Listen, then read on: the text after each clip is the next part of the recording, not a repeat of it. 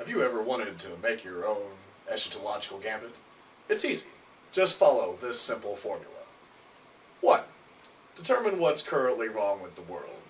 Sit down for a minute and really think about the single factor that is going to drive humanity to extinction.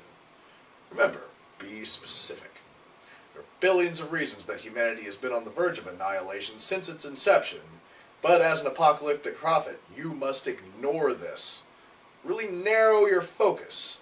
For example, consider the oversaturation of digital and social media as part of the human condition. For the first time in history, we can now instantly communicate with nearly anyone around the globe as long as they have an internet connection. That makes it possible to share hyperbolic, poorly researched news events and cat videos in the blink of an eye. As such, there is no argument whatsoever that the oversaturation of mindless entertainment and infotainment will be the ultimate death of the world. And it could affect you and your family and your family's dog.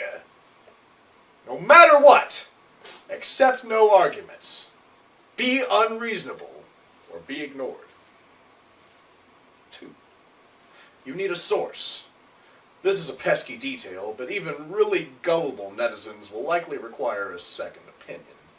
By pulling out some obscure quote from the Bible, the Hindu Vedas, or perhaps a comment by Andy Warhol that happens to be holding true. Mr. Warhol proposed that in the future, everyone would be famous for 15 minutes. If anyone cares to take into consideration YouTube, Twitter, and Facebook as an example of this phenomenon, it becomes quite obvious that everyone with a smartphone is now capable of becoming internet famous. 10 million cat videos later, and traditional fame is slowly finding that it has a new competitor. 3. Sit back and await Katnarok. As we all know by now, the coming of Ceiling Cat is nigh, and has perhaps already passed, and the internet hate machine shifts into higher and higher gears every moment. It is only a matter of time before Longcat and Tacknall meet for their final battle at the end of the internets.